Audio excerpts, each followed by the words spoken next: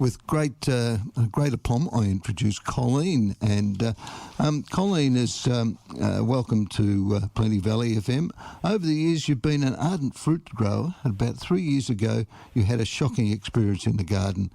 Let our listeners know what happened. Oh, yes. So I did have a shocking experience, and anyone who has had this experience will know exactly what I'm talking about.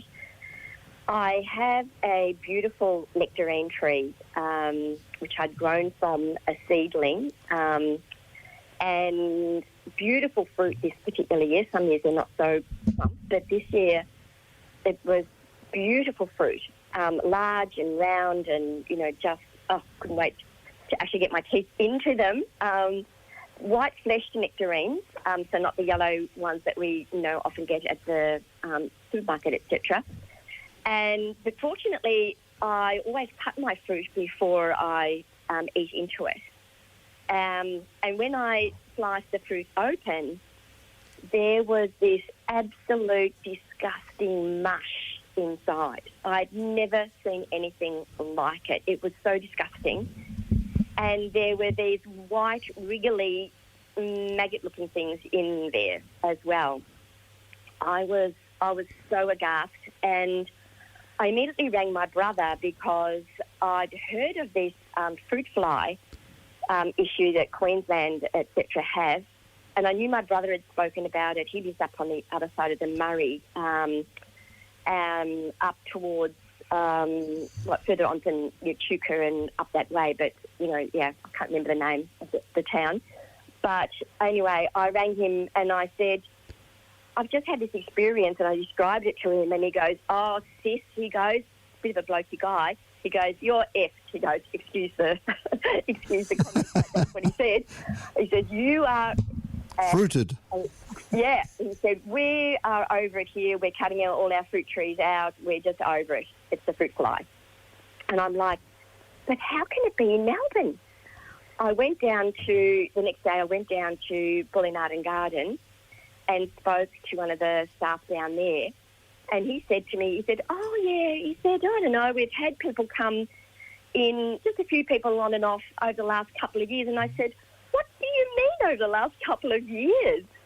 I said, this should be being, spread all around. We need to get onto this. This is shocking. Anyway, so I rang the Agriculture Department at that time, 3 years ago. They didn't know anything really about it.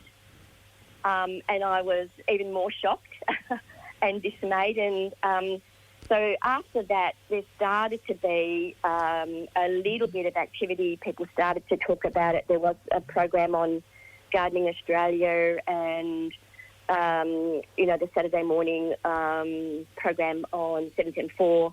So bit by bit, it's sort of been filtering through. But each year in my garden, I've just had such a challenge with it. I've used lures and things. I've been down to Bunnings and to Bullinart Garden. I've tried different lures. But now, after recontacting the department last year, when I found that they were in my plums, all my apricots were affected, I was like, wow, I've actually got to really find out what I can do here, because I just love the fruit. Great. So after 3 years, you're still getting more, and how are you coping with trying to, what would you call, eradicate the fruit fly from your particular yard? Because if it's in your place, it's in other people's places around the area too, isn't it? Yes, well, that's the interesting thing. When last year, actually it was earlier this year, I suppose, at the end of last year, with the fruit, when it was in the plums and the apricots, I got back onto the phone and started ringing around. I rang the council, and I kept getting put through to different people, and they ended up with this fabulous woman who heads up the Victorian Task Force for Fruit Fly. So now it's actually being taken seriously. And she said to me to get these, she sent me a box of these brochures. And when I got the brochures, and after speaking with her, I realised that the only way to actually deal with it is to get the specific fruit fly netting. Oh, right. So you're netting all your fruit trees at the moment. Well, this year I will be. So interestingly, what I've found, she said to me that you have to net at petal fall. So when the fruit tree flowers, once the petals are starting to fall, the pollination has happened. Even from that point, the fruit fly can be active because they actually start being active once the sunset temperature is 16 degrees Celsius. Wow. Yeah. So it's like the end of August. If you're serious about looking after your fruit and you know it's in your area, you actually have to net. Right now, you gave me a little example last night that trying to keep the net off the fruit and that sticking some, what would you call it, old plastic things like ice cream containers on the end of your branches so that you can keep the net away from the fruit because they can still strike through the net. They can strike through the net. Yes, that's right. So if the fruit is like being touched by the net, they can still pierce the fruit.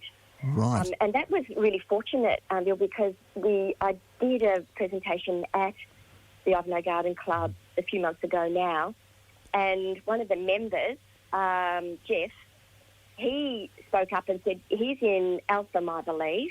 Yep.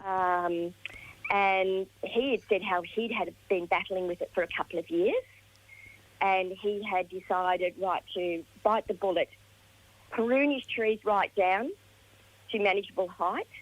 He put a pole up through the centre with the trunk, right above the top of the tree, and then an ice cream container on the top of that, which then helped the net to sort of then be able to sort of flow over the tree, and then on any of the branches that it would then touch, he would put, margarine containers or yogurt containers or whatever. Yep.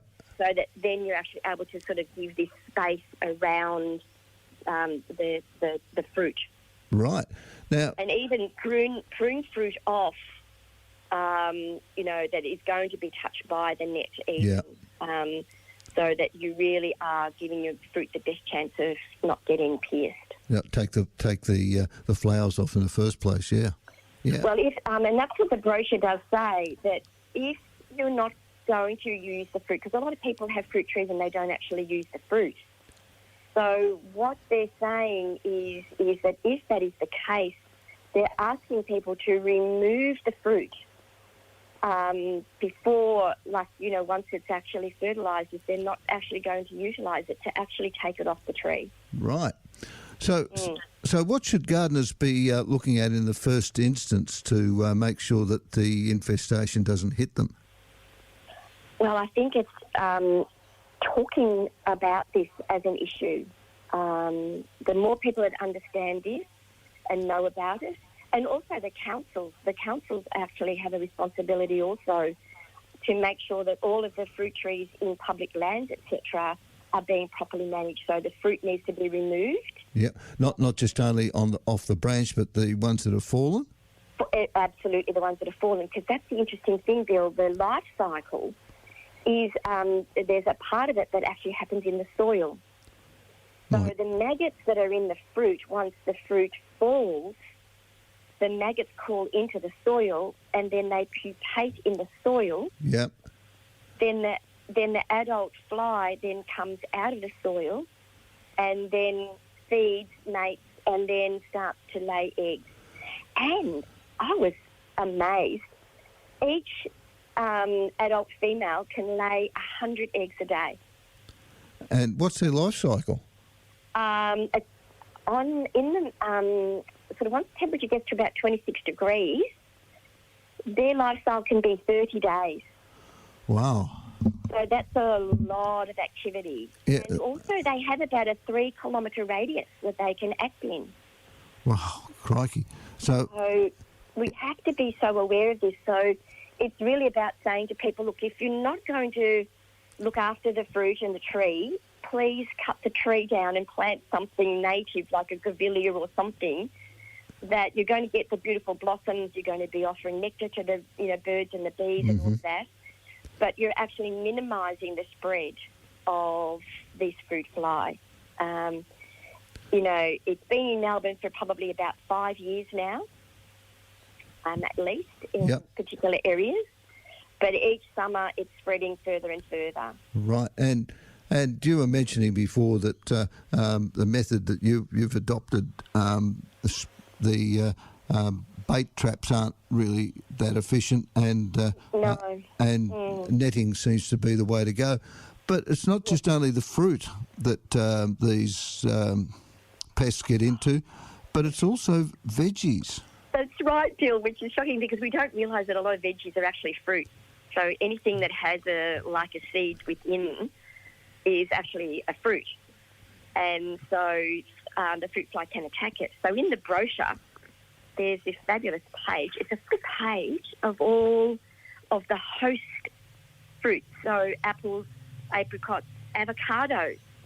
Wow. Capsicum and chilies and kumquats, eggplants, figs, table grapes, lemons, limes and locusts. Yep. Nectarines, oranges and passion fruit, peaches, pears and persimmons. Right. There's blueberries, cherries. Oh, crikey. Prickly pears, quinces, strawberries and tomatoes. Wow. Oh, I had them in my tomatoes. A friend of mine had them in her chili. How did you cope with them in your tomatoes? Well, there were certain tomatoes that they really went for. Mm-hmm. So now I'm not going to grow those ones. There were other tomatoes that were right nearby, but they were never infected. So I'm not growing those particular tomatoes anymore. So bit by bit, just trying to really minimise the exposure. So this year, the poles are going up in the tree. I've already pruned them down. I've removed a couple of trees that I had there that I wasn't really managing the fruit. And so I've taken those out.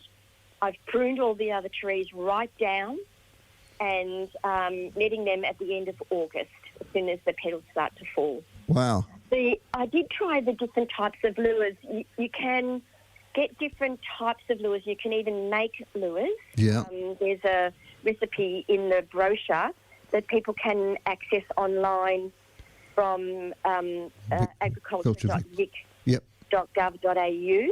Yeah, I've just got it up in front of me right now, and it's showing about the biosecurity and controlling Queensland fruit fly in the home garden. Very good brochure.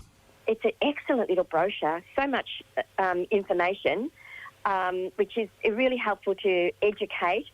And so you can make these lures, but I've just found that they've just not been enough. Right.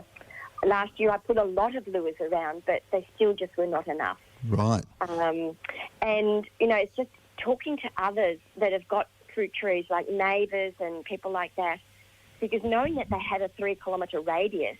Yep. I visited a friend at the start of the year, and they have a magnificent apricot tree in the front yard. And when I walked up the driveway, I was a little bit shocked because there were still apricots on the tree. And it was late in the season, and I'm like, oh, my goodness. And I said to the lady, you've still got apricots? And she goes, oh, yeah, but they're full of maggots. And I'm like, oh, really? You gave her the good news. Fruit all over the ground. And I said, oh, my goodness, do you know what they are? And she goes, no. I go, it's Queensland fruit fly. Well, she was flabbergasted. She said, we had no idea. And she said, what do we do about it? So when I explained to her, she was like, thank you. And she was, so upset that, they hadn't known. And their fruit had been lying on the soil all that time, so it had been the life cycle was going around and around and around. Yeah. So you have to bag that fruit up on the tree and stick it in the sun for about a fortnight to allow them to the maggots to die off. And you know what I do, Bill?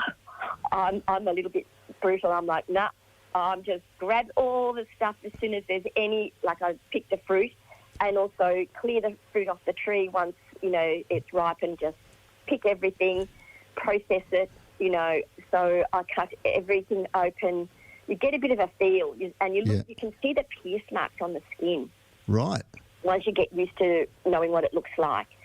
You see the pierce marks, so you know they're in there. Open them, like, say, with the plums, I think I was able to find, I only had about 10% of my plums were not impacted last year. Wow. But all the rest of it goes in my big boiler pot, and I just boil the heck out of them. Do you put a spell on it too? I do. I make sure they're completely and utterly dead. And that's what they do say. And I think that's one of the easiest ways to make sure that you've got rid of it. Beautiful. And then you can bag it up and put it in the rubbish. Right. Well, we've just about run out of time. And tell us a little bit about the Ivanhoe Garden Club. Where does it meet and where? We meet at the Ivanhoe Hub, which is the new building off Oriel Road. Yep. The multi-storey one? Yes, the multi-storey one. Yes, so we meet there on a Tuesday, the last Tuesday in the month, I think it is, usually the fourth Tuesday. Yep. And great group of people. We have wonderful supper. There's always a trading table, so you can bring plants and buy plants very, very, very cheaply. Great way to get, we've got some phenomenal gardeners. So Susan that was on last week, she's a member. So she always brings tomato seedlings to sell, and lovely, wonderful group of people. Lots of outings and things. So people are looking for somewhere to, just have a community and get involved. Great place to come. And you've just been involved in the rose pruning at the Rose Garden in Ivanhoe Park as well. Yes, they do have the rose pruning down there, and Anna organises wonderful walks. She's an absolutely wonderful walk guide. Yes, you've got a good person in the club for that. Yeah, so it's a wonderful place. If you have a little bit of an interest in gardening, come along, and it's $12 a year, I think, wow. to be a member. So, yes, it's wonderful. You learn lots of things. We have interesting guest speakers each month. So, yeah, it's a wonderful thing to be involved in. Well, thank you very much for coming on today to spread the word about fruit fly. And I guess my other correspondent, Daryl, who's on next week, he's also experienced fruit fly over in Eltham. So it is prolific across the metropolitan area. Yeah. Yes, it is. Yes, it is. So people just be aware, and talk about it, because this is the time of the year where we start to need to be alert. Yeah, exactly. And get the netting's available at Colleen Art and Garden. Right. And the bags and the sleeves are also available there, so you can just leave a branch. Yep. So go down there and have a chat to Dennis down there. He's a very expert about it all now. Right, or your local council, if you're listening elsewhere. Yes, that's right. Beautiful. Absolutely. All right, thank you very much, Colleen. It's been very informative today. And thank you very much for coming on, and we'll have to have you back again sometime. Yes, talking about something else. It'd be lovely. Thank you. All right, thanks very much, Colleen. Bye for now. Good day, everybody. Bye now. Bye-bye. That was Colleen from the Ivanhoe Garden Club talking on fruit fly, and she's got a whole lot of other talents as well.